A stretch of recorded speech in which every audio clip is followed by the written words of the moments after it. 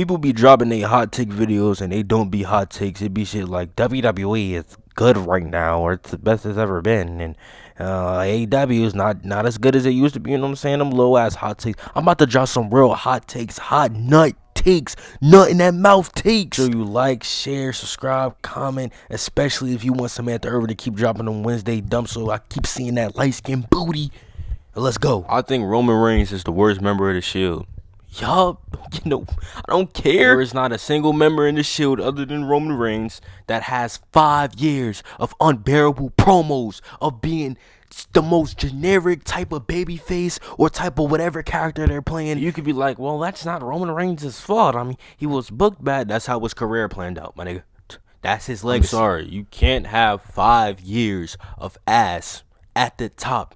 You supposed to be the face of the company. You have wrestlers that's being held back so they don't overshine you, so they don't outshine you. You know why Shinsuke and AJ had an ass match at WrestleMania? What was that, 32? It was because Vince didn't want Shinsuke and AJ to outshine fucking Triple H and Roman Reigns to take away from his moment. You can't be at the top like that and then be so mediocre. Not even mediocre, so fucking ass on the mic, so uncharismatic, and to be like, oh yeah, well, he had these 3 generational years as the title. He's the best member of the Shield. No, he's the least consistent member of the Shield. Bitch, he's the least consistent. I don't care. Vince was a good booker, not a shitty old man who should have retired in 2005. Nigga, Ambrose would have been over Roman Reigns all the time in WWE because Ambrose was always better than Roman Reigns while they were in WWE. He just got stuck with the comedy shit because anything you give him, he's going to turn it into gold. Everything you give him, he's going to make it the best that he can, unless you give him like bullshit, like that heel turn. Unless you give him some shit like that force niggas to leave the company, then he's going. You give it to Seth Rollins. You give some bullshit to Seth Rollins. He gonna make the best of his ability. He gonna try to make it the best. You gave the top position of Roman Reigns. You gave him top baby face with shitty material. He couldn't shake it with that. You put the ball in his hands. That shit was getting plucked. He can't get chicky with all that. Come on, bro. Talking to me, bro. You can't sit up here in my face and tell me all the time that Roman Reigns is over John Moxley. You can't sit up here and tell me in my face that he is. You can't, you won't, you can't, my nigga. You can't, my nigga. You not going to. Next hot take. Cody Rose is a top 5 babyface of all time.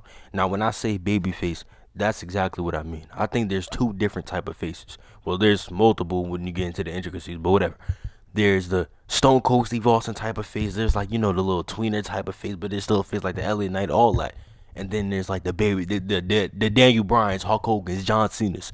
And although Daniel Bryan, Hulk Hogan, and John Cena, you could put him over Cody Rhodes, I think he's in that convo for top 5. I don't care, bro. It's 2024. We are fresh out of an era where the crowd is smart enough. We have all the internet access. We know the backstage politics and all that shit that goes on. Cody Rhodes' character shouldn't work in 2024. He wins all the time. He's an American squeaky clean babyface that the kids love, and he's over as fuck. He's been over for 2.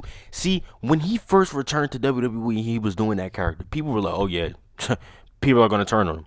The main reason why a lot of people were mad, well, not main reason, but one of the reasons a lot of people were mad that he lost that WrestleMania 39 is because people were like, he's never gonna be that hot again. You just didn't strike when the iron was hot. Not only was he more popular, right? He stayed over, and he was hotter at WrestleMania 40 than he was at 39. They tried to take him out of the main event of WrestleMania 40.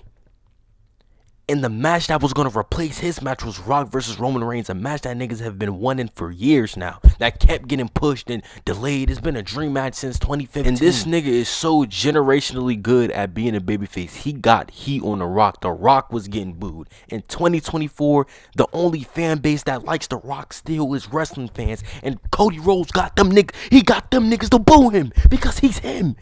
I'm sorry, it's levels to this shit, my nigga. He's him. He has the super push of Cena and Big Dog Roman Reigns with the reactions of Daniel Bryan. People still can relate to him in a way because of the story that he has told for the past 3 to 2 years, while maintaining that strong, never lose character that people never seem to gravitate away from and always can enjoy because he's a larger than life personality that you can relate to, my nigga. He's him. Don't even want to get into the merch talks. He sold over $1 million in merch at WrestleMania Night 2. He what else? He was top 10 in athletes across the board in Fanatics merch. Like, he's him. He's literally doing everything right. Another hot take I have, and this was about a situation that happened a minute ago, so Please spare me. I don't think Maxine Dupree being booed was on the fans. I don't think that was the fans' fault. Ripley said on Twitter, "How would you guys feel if I showed up to your job and I started booing you when you were trying your hardest?" See, most of us don't work in the entertainment business, right? Most of us aren't entertainers. So it wouldn't be appropriate for you to show up at my office job and boo me, right? Because that's not the environment for it. When you're an entertainer, whether you're a rapper, singer, comedian, and you're on the stage, the people that have paid for the ticket, the people in the audience have every single right to boo, cheer, show their reaction to whatever you're giving them in the world. Yeah. I know if I spend my last on the ticket, I'ma boo, cheer, do whatever I want. And Rhea Ripley talking about oh, you gotta be a better person. You work on being better people. Why? Because I'm booing something I don't like? Like WWE, if I go to a WWE show, I have a higher expectation, I have a higher standard, and less room for error than if I went to like an indie show, a local indie show, my nigga, right? If you're on a WWE stage and you botching it up and you fucking up, I don't care if you just started, my nigga. If I don't like it, I'm a boo, and that's okay, nigga. That's freedom of speech. Just like it's freedom of speech for Rhea Ripley to give her opinion on the booing. I just don't think she was right. And as a wrestler, when you want some type of reaction, whether you're doing good or bad, like the worst thing, I heard Cody Rose say this before, the worst thing the crowd can do to you is not react. Nigga, her seeing the reaction she gets for whatever she's doing wrong, quote unquote, or whatever she's not doing to please the crowd is going to benefit her way more than her seeing all the people babying her on Twitter, or we're babying her on Twitter. Oh no, she's great, you're amazing. And then no, see what you doing wrong, nigga. Get in that film room, why they booing me, and see why as a babyface you should be getting cheered and why you're not getting cheered, and work on getting cheered. Now look at her, she's miles better than what she was back then. I'm assuming they don't really let her wrestle no more. You realize they don't really let her wrestle no more, which I think is the right decision, my nigga. She still can get plugged in the storyline. She don't gotta be in that ring every week. She isn't that good to be in the ring every week. We being honest, like move on. My next hot take and my final hot take for this video is that I think the most underrated wrestler on the planet is JD McDonough. Despite being the tag champ, despite being on TV every week, people just love to hate on him for whatever reason I don't know. The jokes where niggas be like, oh, his head is big, lol, they cool or whatever, is really only funny when the GOAT Cody Rose does it. But he can go in that ring, and I'm tired of people pretending like he can't go. And you want to know why I think a lot of the IWC don't like him? It was a video clip that went around. I think it was Kayla, or it was somebody. Somebody was interviewing the Judgment Day, and when she was walking by, like, he shoulder bumped her. Like, get the fuck out of here. You know what I'm saying? Like, get the fuck out of here. A lot of people are like, oh, you're weird as fuck, da, da, da. Don't you have a history with doing something weird with a woman? Da, da, da, da, da. Allegation he had was proven to be false, but that's besides the point. Then Kayla, whoever it was, I'll put the picture up probably, was like, no, it didn't mean no harm by it. Like, it was cool. It's just he's in a character. He's playing a character. Like, I'm good, bro. Thanks for the concern, though. He doesn't get the respect he deserves. I think he's great in ring. Think he's a great seller. He doesn't really talk on the mic no more. But when he used to talk on the mic on NXT, boy, he could cut a promo too. He literally could do everything. He had that amazing match with Ricochet, and yeah.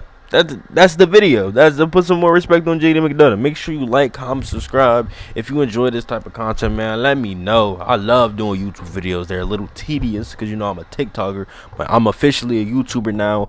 Man, like, comment, subscribe. Give me the 400 subs. Let's work. That's outro. And I'm gonna play a little music. I'm gonna play a little songs at the end of my videos to reach it to 10 minutes, so it could reach that 10-minute mark and hit that 10-minute mark, because I gotta release videos at 10 minutes. So this is a very stat padded 10 minutes, but yeah, gotta do what I gotta do. Slang, yeah.